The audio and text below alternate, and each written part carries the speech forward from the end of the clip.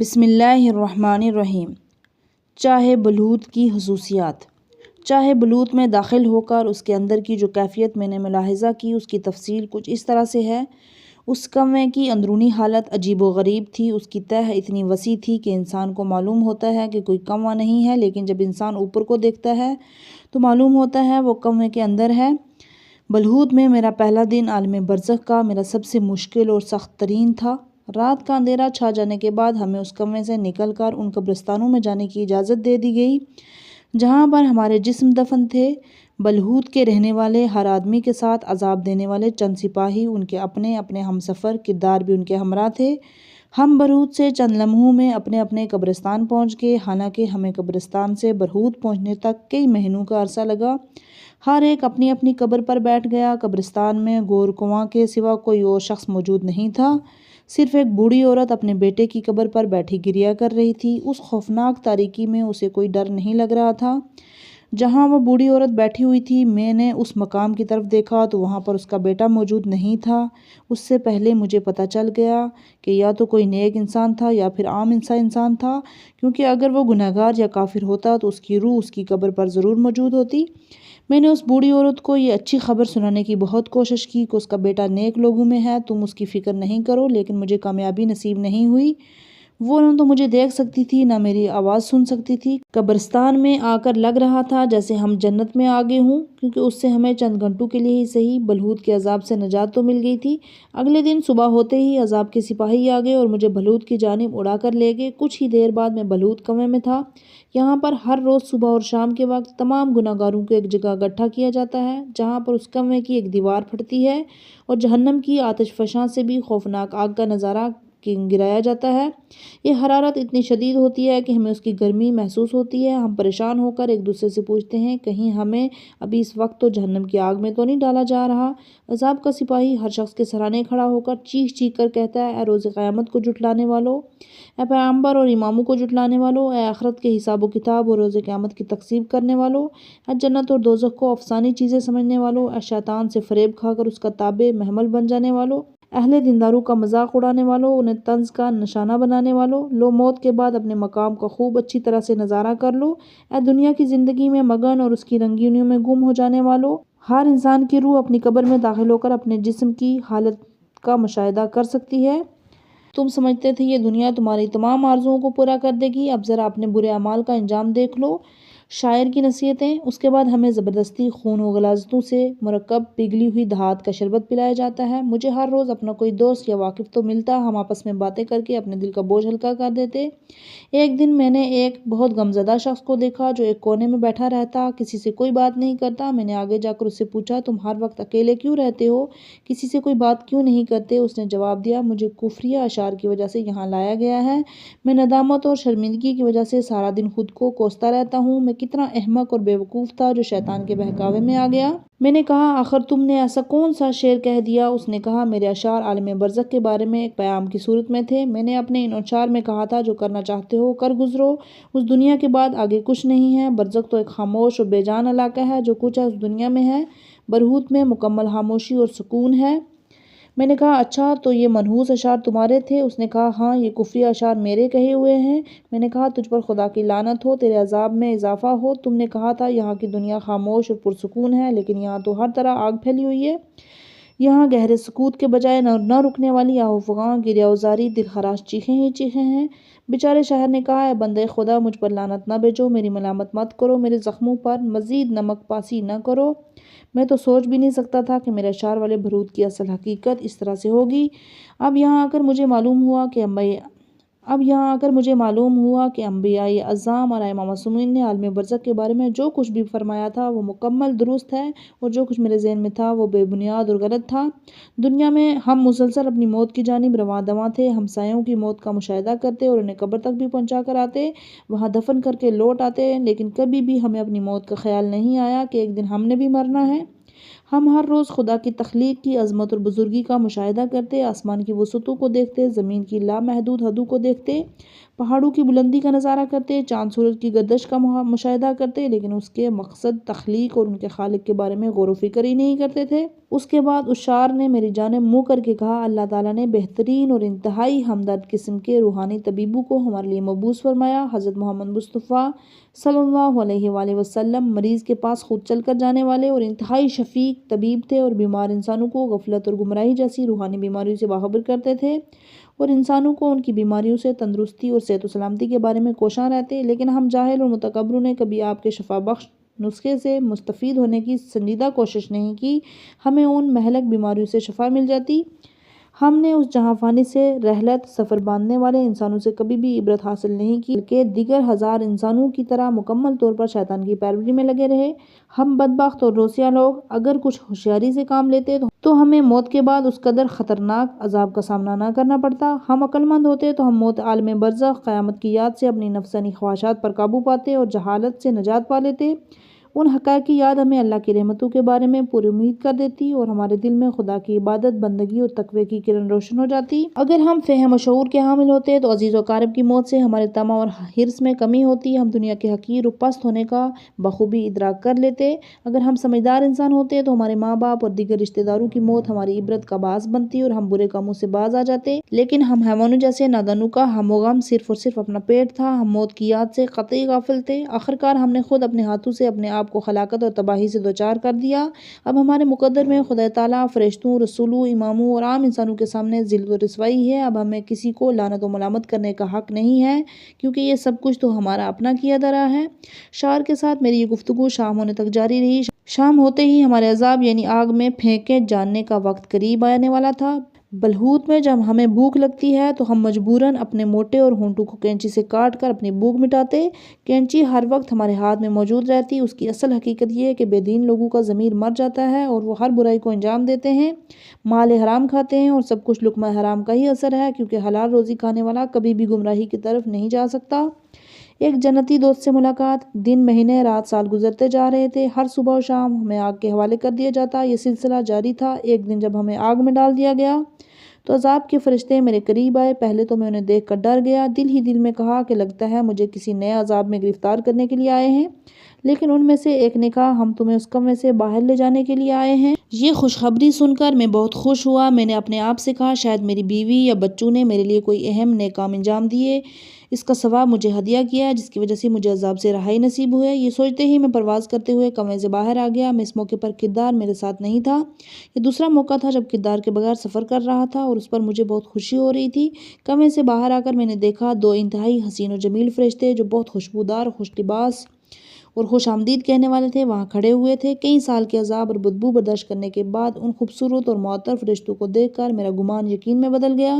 میری بیوی، بچوں یا رشتہ داروں نے میرے لیے ضروری کوئی انتہائی نیک عمل انجام دیا ہے۔ ان دو حسین و جمیل و معطر فرشتوں نے مجھے عذاب کے فرشتوں سے اپنی تحویل میں لے لیا اور کہا، ہمارے پیچھے پیچھے پرواز کرو۔ میں خوشی میں ڈوبا، دل ہی دل میں دعا مانگ رہا تھا کہ ان کے ساتھ میری پرواز مدتوں جاری رہے۔ لیکن تھوڑی دیر بعد ہم ایک انتہائی سرسبز و خوبصورت علاقے میں پہنچ گئے۔ وہ فرشتے وہاں رک گئے۔ انہوں نے مجھ سے کہا، اے فلاں، یہ وادی اسلام ہے، یہ رحمت کی وادی ہے، یہ برزخی جنت ہے اور آخرت کی جنت کی ایک جھلک ہے۔ یہاں پیغمبروں، اماموں اور نیکوکاروں کی ارواح سکونت پذیر ہیں۔ میں نے خوش ہو کر پوچھا، اے اللہ کے فرشتوں، ایسا کیا واقعہ رونما ہوا ہے جو تم مجھے یہاں لے آئے؟ کہاں وادی برہوت اور چاہے بلوت اور کہاں وادی اسلام اور برزخی جنت؟ کیا میرے عذاب کی مدت ختم ہو چکی ہے؟ انہوں نے جواب دیا، نہیں، یہ تمہاری جائے قیام نہیں ہے، تمہارا ٹھکانہ وہی ہے جہاں تم اب تک تھے۔ ہم تمہارے ایک جنتی دوست کی درخواست پر تمہیں یہاں لائے ہیں۔ یہ بات کرتے ہی فرشتے فوراً وہاں سے غائب ہو گئے۔ اب میں وہاں تنہا کھڑا تھا۔ آہستہ آہستہ میری آنکھیں کھل رہی تھی اور میرے اطمینان اور سکون میں اضافہ ہوتا جا رہا تھا۔ یہاں کا موسم بہت خوشگوار تھا۔ یہاں کے درخت انتہائی دیدہ زیب اور پھول بہت پر رونق اور حسین تھے۔ آخر میرے انتظار کی گھڑیاں ختم ہوئی۔ مجھے دور سے بہت ہی نورانی صورتوں والے تین آدمی اپنی جانب آتے ہوئے دکھائی دیے۔ وہ آہستہ آہستہ میری جانب آ رہے تھے۔ جب وہ میرے قریب آ گئے تو میں نے ان میں سے ایک شخص کو پہچان لیا۔ یہ میرا مومن، دیندار، متقی اور نماز کا پابند دوست تھا۔ یہ ہمیشہ مجھے نماز کی تلقین کیا کرتا تھا۔ یہی وہ نجات کا فرشتہ تھا جس نے میری زندگی میں مجھے گناہوں اور برائی اور بے حیائی کی گرداب سے بچانے کی سر توڑ کوشش کی۔ یہ شخص کئی سال تک شب و روز مجھے گناہ اور بے دینی سے محفوظ رکھنے کی کوشش کرتا رہا۔ یہ شخص مختلف بہانوں سے مجھے اپنے گھر لے جاتا اور مجھے تقویٰ اور پاک دامنی نصیحت کرتا۔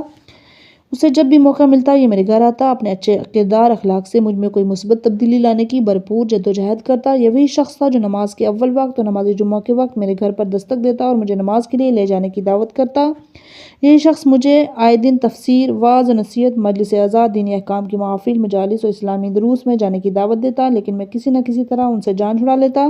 یہ اتنی کوشش کرنے کے باوجود مجھے راہ راست پر لانے میں ناکام رہا۔ کسی نے کیا خوب کہا ہے، اگر فقیر خود ہی نکما ہو تو دینے والے کا کیا قصور۔ دنیاوی لذتوں اور بے حیا عورتوں کے ساتھ غیر معمولی لگاؤ میری رگ رگ اور خون میں رچ بس چکا تھا۔ میں نے زندگی میں ایک بار بھی اس کی حکمت بری باتوں کی طرف توجہ دینے کی زحمت گوارا نہیں کی۔ یہ میرا ایک سچا دوست تھا جو بار بار مجھ سے کہتا ہے، فلاں اپنی صحت و سلامتی، مال و دول پر اتنا نہ اتراؤ، وہ وقت زیادہ دور نہیں جب تمہاری آنکھوں پر چڑھا یہ پردہ اٹھ جائے گا، پھر تم پچھتاؤ گے، لیکن اس پچھتاوے کا کوئی فائدہ نہیں ہوگا۔ اپنے اس عزیز دوست کا حسین و جمیل نورانی چہرہ دیکھ کر اس کی تمام نصیحت بری باتیں، اس کا نیک کردار میری آنکھوں کے سامنے مجسم ہو گیا۔ اپنے اس دوست کو دیکھ کر مجھے جس قرب و درد کا احساس ہو رہا تھا وہ بلوت کے عذاب سے کہیں زیادہ تھا، کیونکہ بلوت میں ان لوگوں کے ساتھ رہتا تھا جو یا تو مجھ سے بھی زیادہ گناہگار تھے یا پھر میری ہی طرح کے تھے، لیکن اس وقت مجھے وہ اپنا وہ دوست نظر آ رہا تھا جو بڑے جاہ و جلال سے انتہائی خوبصورت فرشتوں کی ہمراہی میں میرے سامنے جلوہ افروز تھا۔ اس سے بڑھ کر جب اس نے مجھے اپنے مقام و مرتبے اور نصیب ہونے والی بے شمار نعمتوں سے آگاہ کیا تو میرے اندر کی ندامت، پشیمانی کا شعلہ آسمان سے باتیں کرنے لگا، لیکن افسوس کہ صد افسوس کہ اب بہت دیر ہو چکی تھی۔ اس کی نظر مجھ پر پڑی تو اس نے کہا، ہے میرے درماندے دوست، تمہیں میری درخواست پر یہاں لایا گیا ہے۔ تمہیں یاد ہے کہ میں نے دنیا میں کتنی کوشش کی تمہارا انجام نہ ہو، لیکن میری کسی بات کا تجھ پر کوئی اثر نہیں ہوا۔ جس کا دل ہی دل گناہوں کی وجہ سے سیاہ ہو جائے اس پر کوئی واعظ نصیحت اثر نہیں کرتی، کیونکہ پتھر کے اندر لوہے کی کیل بھی نہیں جاتی۔ اپنے اچھے اور دردمند دوست کی باتیں سن کر میرے آنکھوں سے بے اختیار آنسو بہنے لگے اور میں نے روتے ہوئے اسے التجا کی وہ مجھے کسی طرح عذاب سے بچا لے۔ اس نے مجھے تھوڑی ہی تسلی دی اور کہا، زیادہ پریشان مت ہو، تمہاری اولاد نیک ہے، ہو سکتا ہے وہ اپنی زندگی کے دوران تمہارے لیے نیک اعمال انجام دے جس سے تیرے عذاب میں کمی آ جائے۔ اس کے بعد اس نے کہا، اگر خدا نے چاہا تو میں بھی تمہارے بچوں کے خواب میں جانے کی کوشش کروں گا تاکہ انہیں تمہاری حالت سے باخبر کروں، کہوں کہ تمہارا باپ تمہارے صدقات و خیرات اور نیک اعمال کا بہت زیادہ محتاج ہے۔ علاوہ ازیں خدا تعالیٰ بھی نہیں چاہتا کہ اس کا کوئی بندہ عذاب میں مبتلا رہے، وہ رحیم و کریم ہے، ہر وقت اپنے گناہگار اور نافرمان بندوں کو کسی نہ کسی بہانے سے معاف کرنے کے پہ در پہ رہتا ہے۔ حالانکہ بہت سے انسان ایسے ہوتے ہیں جو ہمیشہ دوسروں کو ذلیل کرنے کا موقع ڈھونڈتے رہتے ہیں۔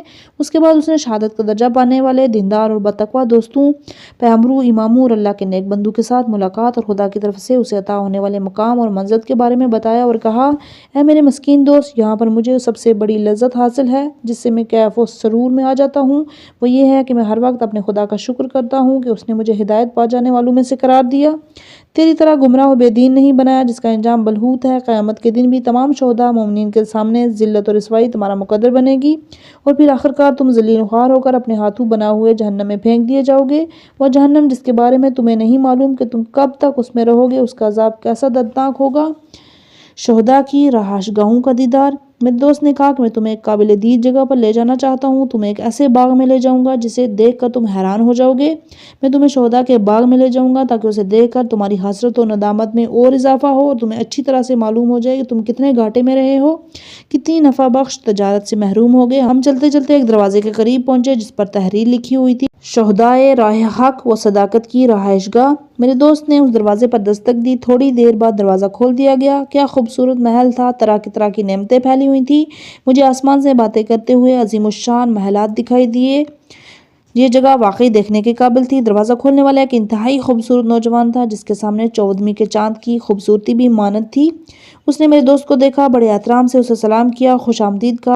جب میں نے ایک جانب نظر دوڑائی تو مجھے آسمان اور زمین سے زیادہ وسیع اور عریض باغ نظر آیا۔ جہاں تک نظر جا سکتی تھی درخت، سبزہ، گل و پھلدار درخت نظر آ رہے تھے جن پر انواع و اقسام کے رنگا رنگ ایسے پھل نظر آ رہے تھے جن کی مثال میں آج تک دنیا میں نہیں دیکھی۔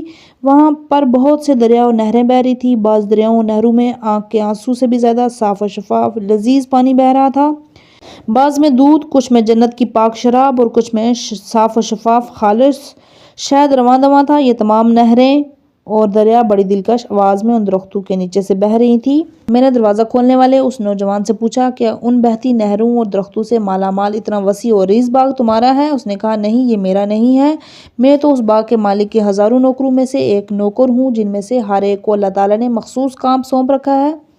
میں نے کہا پھر اس باغ کا مالک کون ہے؟ تو اس نے دنیا میں ایسا کون سا نیک عمل، قیمتی عمل انجام دیا جس پر اسے اتنے عظیم نعمتوں سے نوازا گیا؟ اس نے کہا اس باغ کے مالک نے دنیا میں اپنے پروردگار سے ایسی تجارت کی کہ جس کے نفع میں اسے یہ عظیم الشان باغ نصیب ہوا۔ اس نے دنیا میں اپنی سب سے بہترین اور پیاری چیز فروخت کے لیے پیش کی اور کسی نے اسے پسند کر کے اسے خرید لیا۔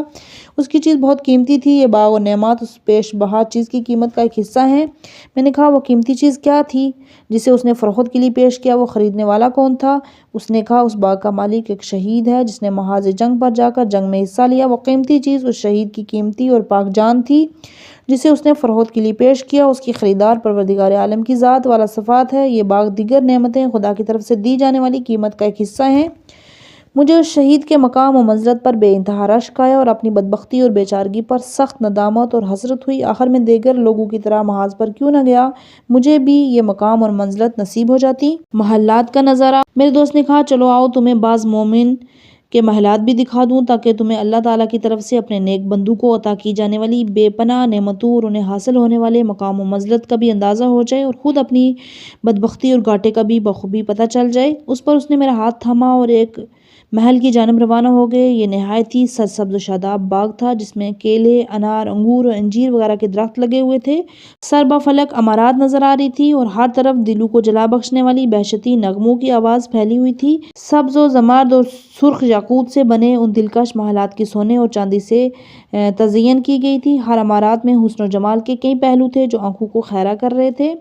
یہاں پر مجھے اپنے دیگر لوگوں کے دنیاوی محلات کوٹھیاں یاد آ گئیں۔ میں نے بے قابو ہو کر چیخ چیخ کر کہنا شروع کر دیا، اے دنیا کے محلات، کوٹھیوں اور بنگلوں میں رہنے والے لوگوں، کہاں ہو تم؟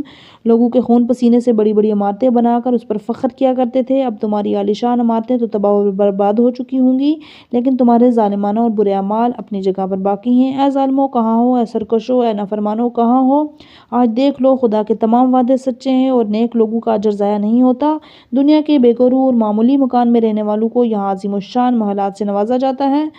یہاں پر ہر نیک مومن کو جنت کے 70 محلات عطا کیے جاتے ہیں۔ ان میں سے ہر محل کی وسعت و دمشق و صنعا یمن کا دارالحکومت کی درمیانی مسافت کے برابر ہے اور ان کے اطراف میں نور ہی نور پھیلا ہوا ہے۔ ہر محل کے 70 دروازے ہیں، ہر دروازے پر سونے کی تاروں سے بنا ہوا پردہ آویزاں ہے۔ ہر محل میں 70 کمرے ہیں، ہر کمرے میں 70 ایسے پلنگ لگائے گئے ہیں جن کے زبرجد کے پالیوں پر زمرد کے نقش و نگار کی کندکاری کی گئی ہے۔ ہر پلنگ پر 40 نرم و نازک گدے بچھائے ہوئے ہیں جن میں سے ہر گدے کی لمبائی 40 ذرائع فٹ ہے۔ ہر پلنگ پر جنت کی ایک حور جو اپنے شوہر سے بے حد پیار کرنے والی سجدہ کر بیٹھی ہوئی ہے۔ میرے دوست نے مجھے ایک اور محل دکھایا جو عدد بڑے یاقوت کو تراش کر کے بنایا گیا تھا۔ جب ہم اس کے قریب پہنچے تو میں نے دیکھا کہ اس محل کی ساخت ایسی ہے کہ شدید روشنی کی وجہ سے اس کے اندر سے اس کا بیرونی حصہ، اس کے بیرونی حصے سے اس کا اندرونی حصہ صاف دکھائی دیتا ہے۔ میں نے پوچھا یہ اتنا خوبصورت اور عظیم الشان محل کس کا ہے؟ اس نے کہا یہ محل ان لوگوں کو نصیب ہوتا ہے جن میں مندرجہ ذیل خوبیاں موجود ہوتی ہیں، جو اچھی اور پسندیدہ باتیں کریں، پابندی سے روزہ رکھتے ہوں، بھوکوں کو کھانا کھلاتے ہوں، وہ لوگ جو راتوں کو جب دیگر لوگ محو خواب ہوں تو خدا کی یاد، بندگی اور نماز تہجد بجا لائیں۔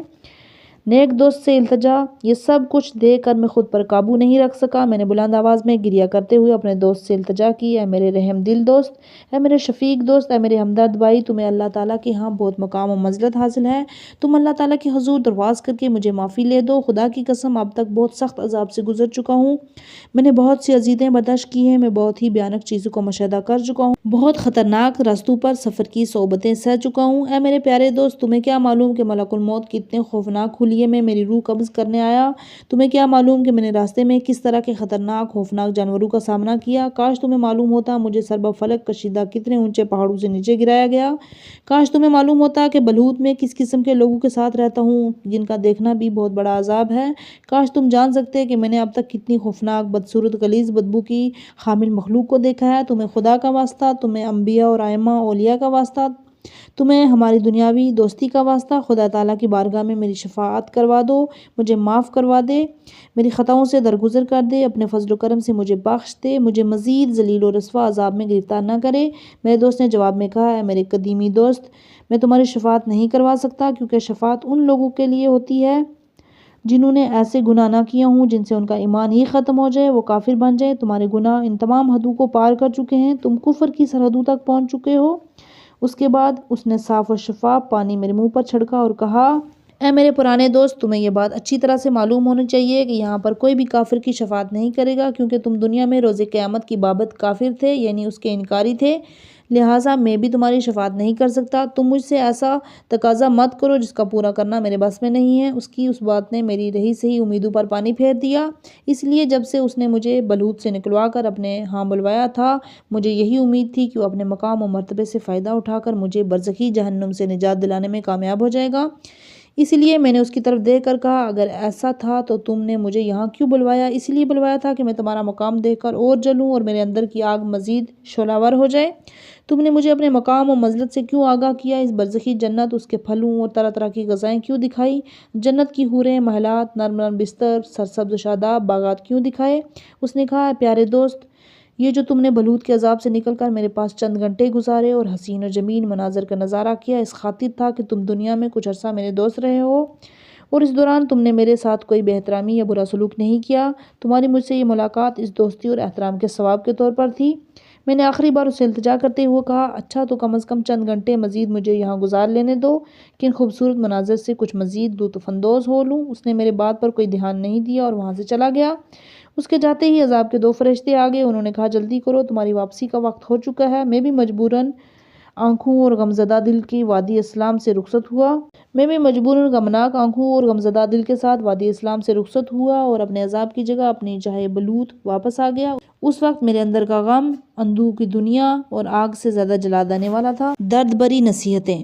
میرے جس دوست نے مجھے وادی اسلام میں ملاقات کے لیے بلوایا تھا، اسے پروردگار نے ایسا عظیم مقام مرتبہ عطا فرمایا تھا، نہ تو دنیا کو کی قلم اس کی حقیقت بیان نہیں کر سکتا، نہ ہی کسی کے ذہن میں اس کے مقام و منزلت کے کما حقہ ادراک کی تاب ہے۔ ادھر ہم بدبختوں کی بلوط میں زندگی یہ حالت ہے کہ ہم روز ایک نیا عذاب ہوتا ہے۔ عذاب دینے والے سپاہی ہر روز پہلے سے زیادہ خوفناک شکل و صورت میں ظاہر ہوتے ہیں۔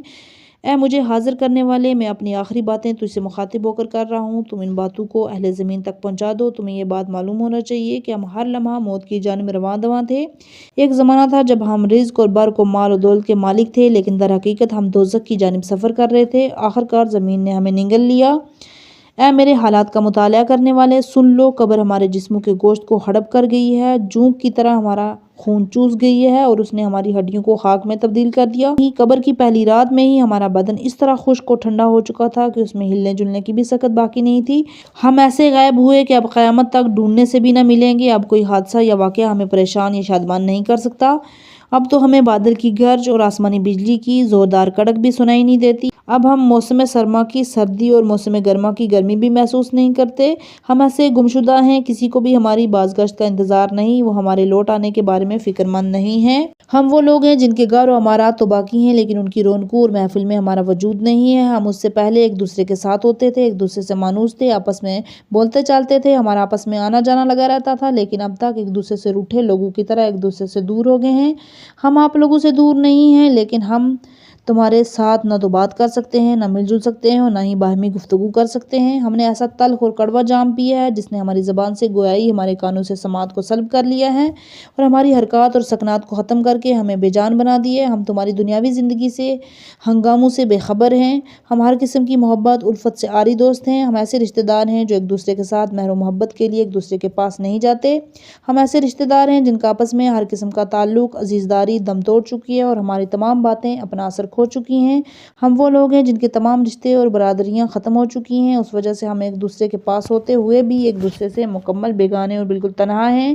ہم گزشتہ گہری دوستی اور محبت کے باوجود اس وقت ایک دوسرے سے دور ہیں۔ ہمیں نہ تو رات کے روشن ہونے کی امید ہے اور نہ دن کے بعد اندھیری رات کا اندیشہ۔ ہم نے دنیا میں آ کر یہاں کے عذاب اور اذیت کو کہیں زیادہ تکلیف دہ اور دردناک پایا ہے، جیسا کہ ہم زندگی میں ان کے بارے میں سوچا کرتے تھے۔ ہم نے یہاں آ کر اجر ثواب کو بھی اس سے کہیں زیادہ بڑھ کر دیکھا ہے، جیسا کہ ہم نے دنیا میں اس کے بارے میں سن یا سمجھ رکھا تھا۔ ویسے تو ہمارے آثار مٹ چکے ہیں اور کسی کو ہمارے حالات کی خبر نہیں، لیکن بہت سی تیز بین اور عبرت حاصل کرنے والی آنکھیں اب بھی ہمیں دیکھ سکتی ہیں اور ان کے بصیرت والے کان ہماری آوازیں سن سکتے ہیں۔ ہم ان لوگوں سے کہتے ہیں، ہمارے چہرے جو دنیا میں نہایت خوبصورت و حسین و جمیل تھے، اب بہت بھیانک اور بدصورت ہو چکے ہیں۔ ہمارے وہ نرم و نازک جسم اب گل سڑ کر بے جان ہو چکے ہیں۔ ہمارے دنیا کے وہ زرق و برق والے لباس تار و تار ہو گئے ہیں اور ان کے بجائے ہمیں برزخی لباس پہنا دیا گیا ہے جو مسلسل ہمارے جسموں کو فشار دے رہا ہے۔ ڈر و خوف ہماری میراث ہے۔ ہمارے نرم و نازک بدن کھردرے اور ناہموار، ہماری حسین و جمیل شکل بھیانک اور بدصورت اور عذاب و اذیت کی کال کوٹری میں ہمارا قیام بہت طولانی ہو چکا ہے۔ یہاں پر ہماری آنکھیں مٹی سے پورے ہو کر اپنی بینائی کھو چکی ہیں۔ دوسروں کو اذیت پہنچانے کے لیے کینچی کی طرح چلنے والی ہماری زبانیں ہمارے منہ سے باہر لٹ کر ٹکڑے ٹکڑے ہو چکی ہیں۔ ہمارے دل ہمارے سینوں میں خاموش و بے حرکت ہو چکے ہیں۔ اب نہ تو ہمارا کوئی ایسا ہاتھ ہے جس سے ہم اپنا بچاؤ کر سکیں، نہ ایسے پاؤں ہیں جس کے ذریعے عذاب سے بھاگ کر جان بچا لیں، نہ چیخنے چلانے کو منہ اور زبان ہے، نہ ہمارے پاس کوئی دل ہے جس کے ذریعے ہم درد و تکلیف پر آہوزاری کر سکیں۔